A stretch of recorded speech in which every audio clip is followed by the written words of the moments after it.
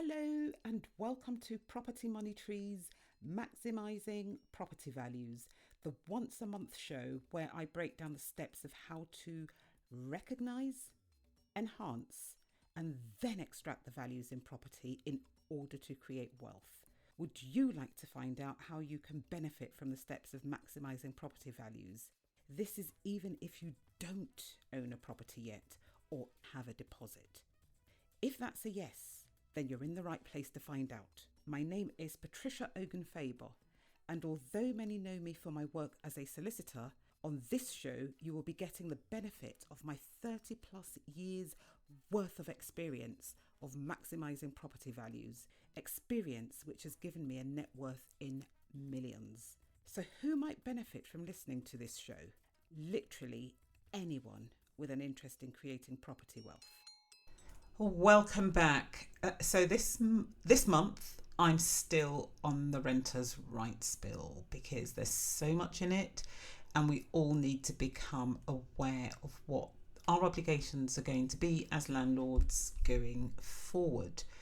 But before I actually go into what I'm going to be talking about today, Parliament is asking for evidence to do with this bill. So please, if you can Google renters' rights bill, call for evidence at UK Parliament, and it's dated the 14th of October 2024. That would be amazing if you could go find that. If you've got any evidence to share that disproves the reasons that were being given for why these wide-ranging changes are being brought in. Now, if you're like me and you think, well, my voice is not going to make any difference, please don't think like that, because it's when we don't do anything that our voices most definitely will not make a difference. Now, it may well be that whatever we write is going to be ignored, but at least we would have written. And then we won't have any regrets if things go a particular way, because we will know within our own hearts that we did as much as we could do. We did our very, very best. So it is the Renters' Rights Bill, Call for Evidence by the UK Parliament, and it's dated the 14th of October 2024. In essence, they're asking for evidence from people, from groups, anyone who thinks that they have a voice in this kind of matter. You don't have to be the NRLA. I'm definitely writing in. I'm not the NRLA. I'm not representing anyone. I'm talking for myself, but leaning on my legal and landlord experience over nearly 4 decades now. So please don't stay silent. If you can, do definitely write in, because the more people who do, the better. And in addition, or perhaps alternatively, if you could, bend your MP's ear so that they can actually, push things forward for you, then that again will be very, very good. So anyway, so that is that. So this month I'm looking at another aspect of the rights bill. Now, our Prime Minister used to be the head of the Crown Prosecution Service. So in the UK, in the main, well, maybe not the UK, maybe just England, I don't know. But anyway, in England, if someone commits a crime and they're arrested by the police, the police have to send a file about the arrest and what happened and what evidence they have and all whatnot to the Crime Prosecution Service, who will then write back and say either yes, there's enough evidence for prosecution, go ahead, or there isn't, don't go ahead, or maybe go look for this evidence or that evidence or whatnot. And then when the matter is then brought to court, the Crown Prosecution Service lawyers will then act on behalf of the Crown. So they will be the prosecutors. So the very, very, very, very top prosecutor in the country was our Prime Minister. It's somebody else now, but that used to be his job. So he is used to dealing with criminals or people suspected of crimes, and he is used to the Crown Prosecution Service not winning all of the cases that they think they're going to win. So he has a very jaded view of criminals, and I guess rightly so. However, it seems to me that his views might well have permeated all of the Labour Party, because in the Renters' Rights Bill, there's talk about punishment. Punishment. Landlords are carrying out lawful taxable activity, and there's talk about punishment. Now, of course, there may well be some people that do wrong, but to draft legislation that affects all landlords and use the word punishment, use the word punished in a few places, to my mind, just takes it a bit too far. But anyway, those are just my views. And the reason why I say it's permeated the Labour Party is I was actually listening to the budget on the 30th of October, and Rachel Reeves, again, that word punished and punishment was mentioned at least once. And I thought, there seems to be a theme going on here. They seem to be the party of punishment. But anyway, whether or not that's called for, whether or not it is appropriate, I just don't think it's appropriate to be using that kind of language in legislation that is going to apply to every single landlord. Now, some of you might say, well, where they've mentioned it, it doesn't apply to all landlords. It just applies to landlords who are doing wrong. And I tell you this, it won't take very much for landlords to be doing wrong. And let me now just go through, because what I want to talk about today is the bits where I feel that landlords are being criminalised. We're being treated as if we're criminals, and the legislation is such that these people are wriggly, untrustworthy criminals. We have to nail them down. Anyway, so we are landlords. Taxable activity, like I said.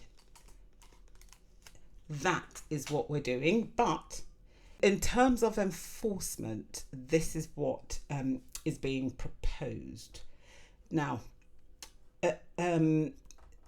the local authority, and I have a major issue with this, that the local authority will have so much power, because my dealings with the local authorities that I've dealt with has left a lot to be desired. A lot to be desired. Just very recently, one of my tenants, he'd been with me for about 4 or 5 years, and very sadly he was made redundant in the spring.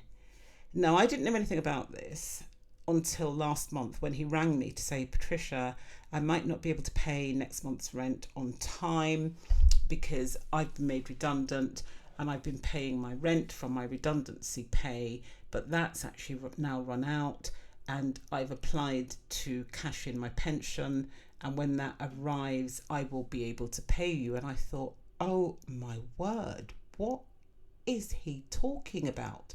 Cashing in his pension to pay his rent? And in any event, how long is that going to last? Anyway, the pension was £12,000. His rent is £875. So that wouldn't have lasted very long, and also he's got to feed himself and all whatnot. So I said, look, don't do that. What you do is you go to the local authority, you apply for the local housing allowance.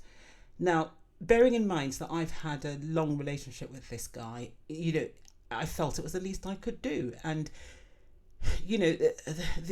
him not paying his rent on time for a month or two, or how, is not the end of the world. Anyway, so he went to the local authority. Now, his fixed term AST had expired. He was on a statutory periodic tenancy. And guess what the local authority said? Well, first they wanted to know how much he was paying. So I said, well, look, you're on a periodic tenancy. What I'll do is I'll print out from my bank all of the payments that you've made from the day that you moved in, and we'll add to that your AST, and then you can say that you're on a statutory periodic tenancy, and that should prove it. And you can also let them have your bank details from where you are, because I just didn't feel like doing just doing another AST that's going to become invalid as soon as like the Renters' Rights Bill comes in. So he went off to the local authority with all of this evidence. And some of you might be thinking, well, wouldn't it have been quicker for you to have done an AST than to be printing out bank statements? Yes, but it was just like his payments that I printed out, not all of the accounts for the period that he's been a tenant. And they said, no, it's not a tenancy. You don't have a tenancy. Anyway, the point I'm making is local authority staff don't know anything about anything, is my, sadly, experience of dealing with them. And I honestly could not believe it. So in the end, I did a new AST for this tenant. And then, then what did they say? Something or other. I said, look, I'm not doing anything else. Ask them to ring me, because what they're doing is they're putting arbitrary hurdles in front of you, and that is not fair, and that could actually be discriminatory. So he's a white male, but aged 58, and he doesn't know very much, to be honest. He's happy he was in middle management.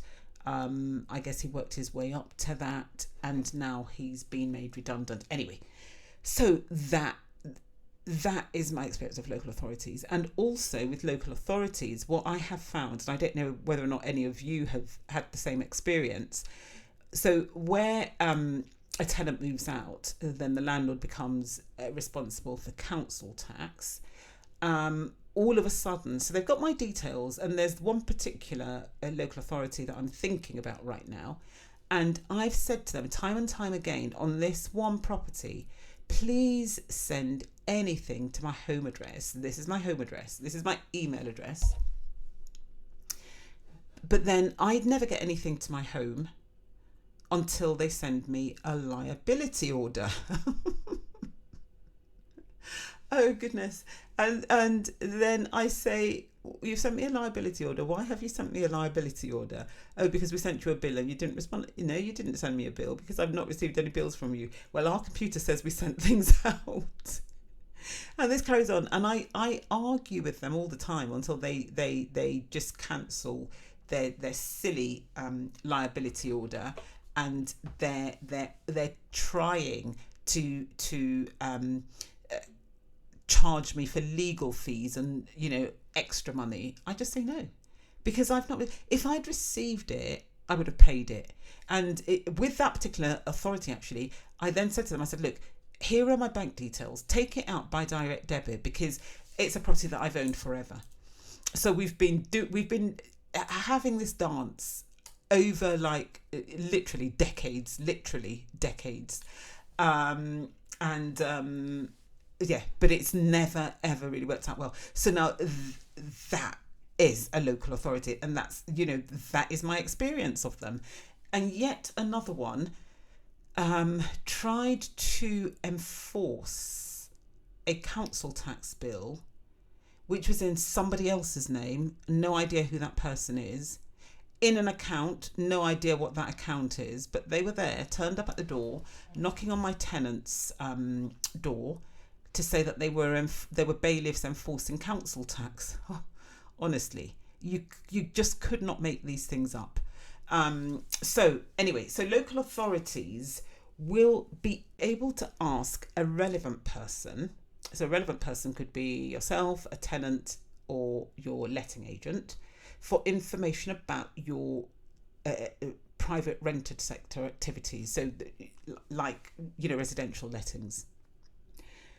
And I don't know why that clause is there, because then there's yet another clause that says they can ask anyone for information about you, and that will include banks and accountants. Honestly, I find it so funny. So again, this so far not so bad, because if they need the information and they need to get whatever it is, one would think, okay, they should have the right to ask for that information.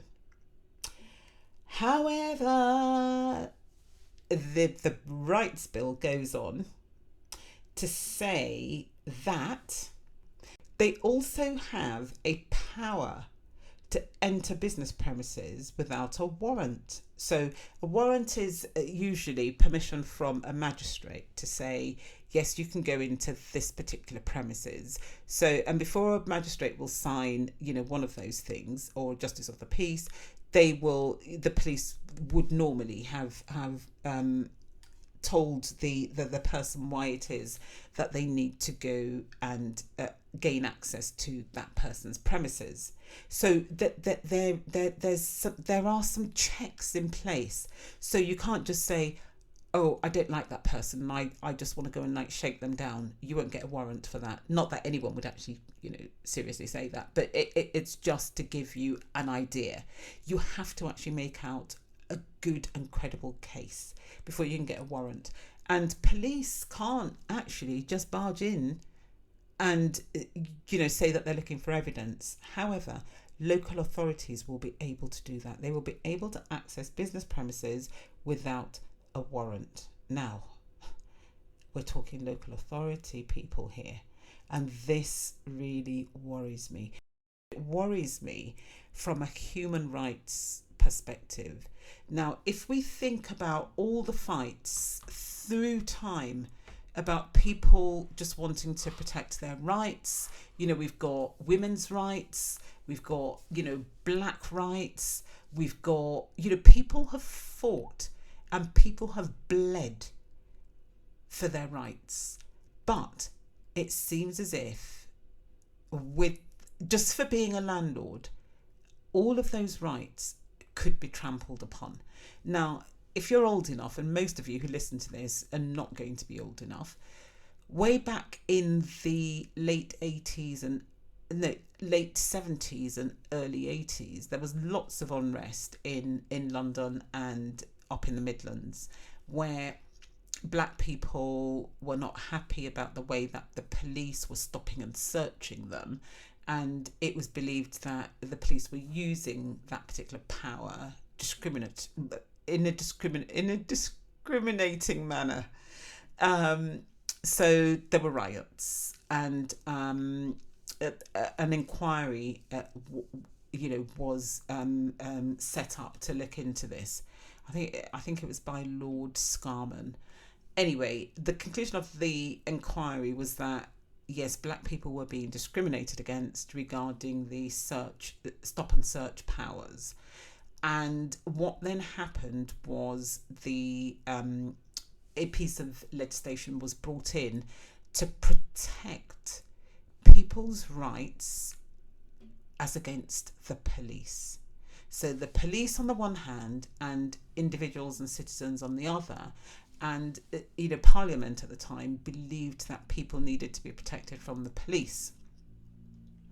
And the piece of legislation that was brought in was called the Police and Criminal Evidence Act of 1984. So the police had to do certain things and had to, make sure that, people were treated well when they were being, questioned.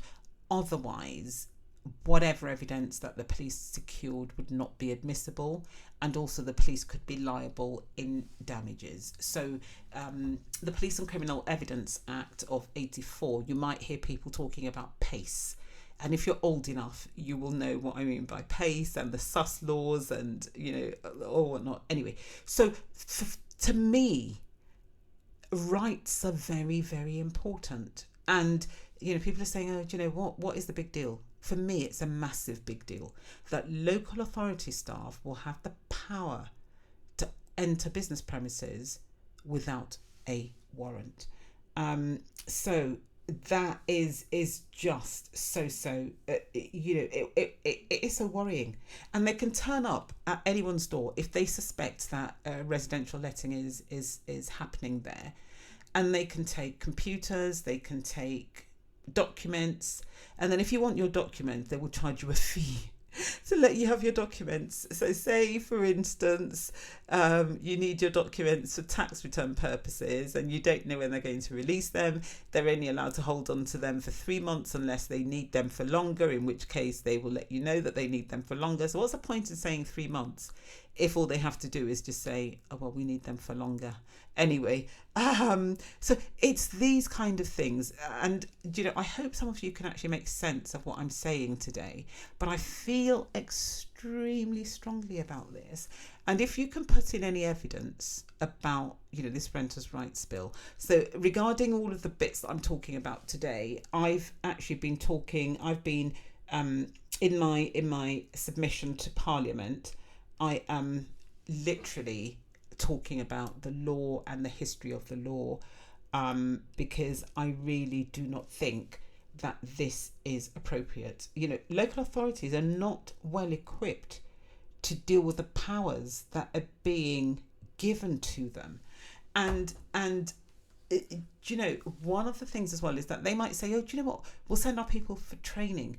The police have been dealing with PACE for what since 1984, 85, and they still sometimes get it wrong.